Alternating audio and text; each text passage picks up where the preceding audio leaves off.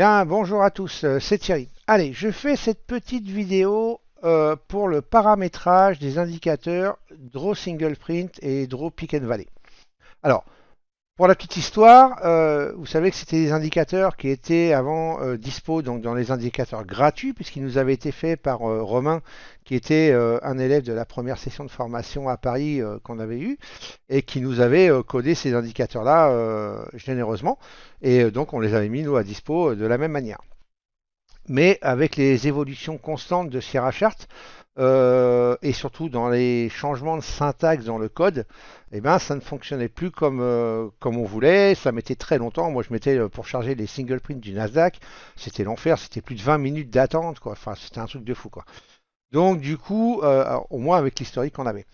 Donc, et là, donc, du coup, on a Vincent maintenant qui a rejoint l'équipe, donc qui est un ancien élève aussi d'une des formations qu'on a fait avec Jean-Marc, et qui nous a recodé donc cet indicateur-là. Donc c'est pour ça qu'il ne sera plus gratuit maintenant, puisqu'il a travaillé dessus et tout, et c'est normal qu'il récolte les fruits de son travail. Voilà, donc même si ça reste très raisonnable, hein, je crois que ça va être aux alentours de 40 euros, je crois, l'indicateur à vie. Hein. Donc voilà, c'est pas non plus la mort, mais bon, c'est logique et l'argent ira chez lui. Voilà, comme ça c'est clair, il n'y a pas de problème. Et donc, comme il y a eu quelques changements et quelques améliorations, surtout, hein, et ben, donc, je vais vous montrer les paramétrages pour mettre ces indicateurs, parce que j'ai beaucoup de questions là-dessus, et les gens, ils n'y arrivent pas, ils les mettent pas dans les bons graphiques et tout. Donc, je vais vous expliquer comment il faut faire une bonne fois pour toutes et être tranquille. Et cette vidéo sera dispo donc sur ma chaîne, et je la mettrai aussi après sur la page des indicateurs pour explication. Allez, on y va. Donc, la première des choses, donc là j'ai pris trois graphiques au hasard. Un graphique 30 minutes avec le volume profile, puisqu'on a besoin de ce graphique-là pour ce qu'on appelle les VP30, nous, donc les vallées. Hein. Donc ce sera pour le draw, pick and valley.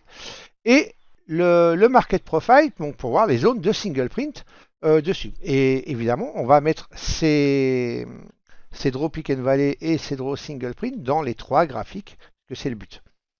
La première des choses, et ça c'est la chose, c'est la condition sine qua non, on ne met ces indicateurs que, et je dis bien que en majuscule, dans le graphique 30 minutes avec le volume profile. On ne met ces indicateurs-là nulle part ailleurs. Même si vous voulez que ça apparaisse sur une minute ou sur le market profile, on ne met pas ces indicateurs dedans. On met ces indicateurs dans le 30 minutes uniquement. OK? Donc, démonstration. Clic droit, tu dis. Et si vous avez donc payé ces indicateurs, 7 indicateurs ou 16 indicateurs hein, suivants, et ben vous allez les retrouver automatiquement. Moi, je vous mets les droits dessus et vous allez les retrouver automatiquement dans Add Custom Study. Et vous pourrez les retrouver là après un redémarrage de Sierra Chart. Et si ça ne fonctionne pas, il faudra peut-être faire la mise à jour de Sierra. Donc, on va dans Add Custom Study. On va commencer par les single print. Donc là, vous avez le Draw Pick and Valley. Donc vous allez les retrouver ici. Là, vous avez le Draw Single Print. Ici, vous le sélectionnez, vous cliquez sur Show Setting, tant qu'à faire pour que ce soit automatique, et on fait Add. Et là, on se retrouve avec les paramètres donc, de cet indicateur. Alors, moi, il est déjà enregistré donc avec les bonnes couleurs que je voulais, avec les settings, on va dire que j'ai besoin, mais on va les détailler. Okay, donc ici, premier paramètre, c'est le plus important, c'est les numéros de graphiques, donc les graphiques sur lesquels vous voulez que les single prints soient tracés. Ce n'est pas parce que vous le mettez dans le 30 minutes qu'il n'apparaîtra que dans le 30 minutes. Okay, ici, vous allez mettre les numéros de graphique. Donc, numéro de graphique, après, sur chaque graphique en haut, vous avez un dièse et un chiffre, okay, et ben, ou un nombre. Et ben, c'est celui-là qu'il faudra mettre. Donc là, en l'occurrence, c'est le 1, là, c'est le 2, et là, c'est le 3, ici. Okay, donc, là, je vais mettre, moi, 1, on sépare par une virgule, 2,3. Voilà, c'est tout. Ensuite, on met les couleurs qu'on veut. La transparence, par défaut, elle est sur 80. Je vous conseille de la laisser comme ça, mais vous pouvez la changer si vous voulez. Le préfixe, moi, je mets SP hein, pour single print. On peut faire afficher la midline de la zone. Donc, moi, je mets oui et avec un minimum de ticks, il faut qu'il y ait au moins 10 ticks pour qu'il y ait la midline. Sinon, après, elles sont trop petites, donc il n'y a pas trop d'intérêt. Si on veut voir les prix, donc ça s'affiche. Donc là, moi, je mets oui. Centrer les prix et on montre la date. Comme ça permet d'avoir la date à laquelle elle a été faite. Ensuite, Auto Start, moi je ne le mets pas sur oui parce que je préfère les démarrer à la main. Si jamais il y a un problème avec Sera, ça évitera de faire planter la plateforme. C'est une habitude que j'ai pris. L'auto-update, c'est un paramètre qui a été rajouté récemment par Vincent, je crois, pour Bruno, qui se sert, je crois, des single print en session cache. Vincent ou Bruno, dans les commentaires de la vidéo, vous pourrez me confirmer que je ne dis pas de bêtises, moi je m'en sers pas. Voilà. Ensuite, si vous voulez exclure la zone basse ou la zone haute, zone haute ou basse, donc bah, je vois pas l'intérêt, donc on met non. Si vous excluez les gaps, alors moi par défaut c'est oui. Bon là pour l'exemple je vais mettre non. Moi je mets pas les gaps par défaut, mais on va voir qu'on peut les afficher. Donc on va choisir la couleur, jaune ce serait bien, et je vais mettre le même encadrement que je mets sur les autres, c'est-à-dire celui-là qui ressort bien sur le noir. Voilà. Ensuite, exclude Virgin POC. Alors là, pour les POC vierges, donc ça veut dire que ça permettra d'afficher aussi tous les POC vierges. Donc là, on met sur non, on choisit un préfixe, donc moi j'ai mis VPOC. Si on veut le prix, mais là il n'y a pas besoin, parce qu'on a déjà les prix dans la barre des prix, là normalement, si votre market profile est configuré correctement. Donc il n'y a pas besoin de l'avoir une deuxième fois là. Ok, la couleur que vous voulez, donc moi tant qu'à faire, je mets la même couleur que sur mon market profile. Comme ça je sais exactement. On va centrer et là par contre on va choisir la studie qu'il va falloir rajouter qu'on n'a pas encore fait pour l'instant. On va le faire après. Donc là on touche à rien. Ici, si vous voulez des logs, donc vous pourrez toujours mettre oui et puis aller voir les logs si vous avez un souci, mais bon, moi je m'en sers pas. Et là vous avez c'est pareil, une nouvelle, des nouveaux paramètres que Vincent a rajoutés pour avoir des boutons affichés dans la control bar. Ici vous pouvez directement pour afficher les single points. Alors moi je m'en suis pas encore servi. Voilà, donc j'ai pas encore fait à voir. Voilà, et vous avez la version donc de l'indicateur. Comme ça vous permet déjà d'être sûr d'avoir la bonne. Et quand nous on a une mise à jour qui est faite, un paramètre ou comme ça, on n'est pas obligé forcément de désinstaller la version précédente pour réinstaller celle-là. Bah, ça se mettra à jour automatiquement grâce à cette version, à ce numéro de version de DLL. Ok. Donc voilà, et c'est tout ce qu'on a besoin de faire là. Et là on va faire OK. Maintenant, pour les POC vierges, pardon, on a besoin de rajouter le TPO Value Area Align, parce qu'il faut se baser là-dessus. Donc on va l'ajouter. Et on ne touche à rien, on le laisse tous les paramètres par défaut, on ne touche à rien du tout, on s'en fout. Et on fait OK. Et on va cacher cette studie puisqu'on n'en a pas besoin. Et par contre, on va appliquer là. Parce que sinon, après, on ne la verra pas. Et une fois qu'on l'a appliqué, on revient dans les single print. Donc sinon, vous le faites avant. Okay, avant de mettre la draw single print, vous pouvez mettre la TPO Value Area Align. Vous la mettez par défaut, vous la cachez. Et là, on revient dans le draw single print, dans les paramètres. Et on revient ici au niveau du VPOC et on va aller choisir. À partir de quel, vous voyez, il n'y a rien de marqué, du coup, il va falloir choisir.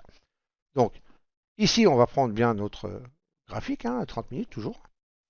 On va aller choisir ici, donc, le TPO Value Area Line qu'on a rajouté et le TPO POC qui est ici. Et c'est tout ce qu'on a à faire. Et là, on va pouvoir faire OK et OK. Et ce qui fait que maintenant, à droite, vous voyez, il y a Draw Single Print, Draw SP qui se met ou Erase SP. Donc là, je vais faire Draw SP, vous allez voir la rapidité, paf. Voilà. Et là, elles sont là, dans les trois graphiques, vous voyez, c'est immédiat. Vous avez les VPOC qui sont tracés aussi par-dessus, vous voyez, c'est marqué VPOC avec la date. OK, et donc le prix dans la barre, vous les avez toutes.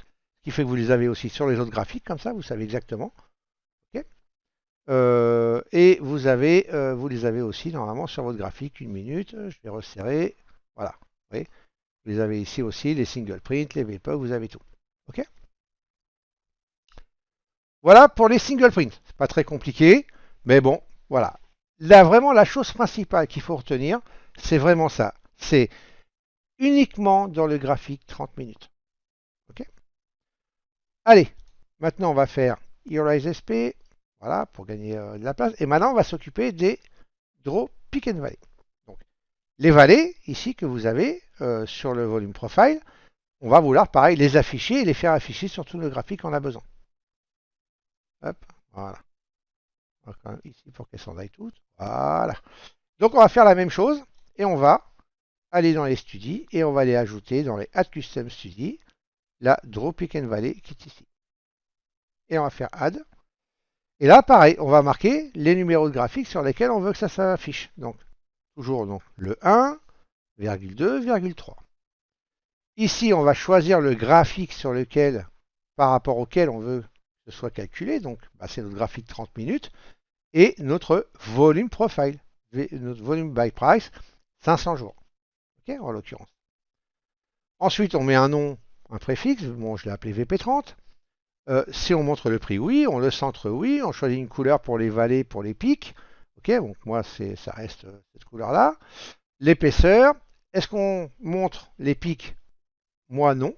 Je ne mets que les vallées. Mais bon, si vous voulez mettre les pics, vous pouvez mettre sur oui. Draw VP auto, encore une fois, je ne mets pas d'auto. Moi, je préfère les lancer à la main. Et les logs. Voilà, c'est tout ce qu'on a à faire dans ce graphique-là.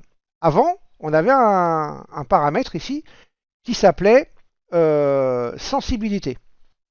Donc vous pouviez choisir la sensibilité, il fallait mettre la même qu'on avait dans le volume profile pour que ça corresponde ici, d'accord? Puisqu'elles sont tracées automatiquement avec Sierra ici par rapport à un paramètre du volume profile, là en l'occurrence 500 jours.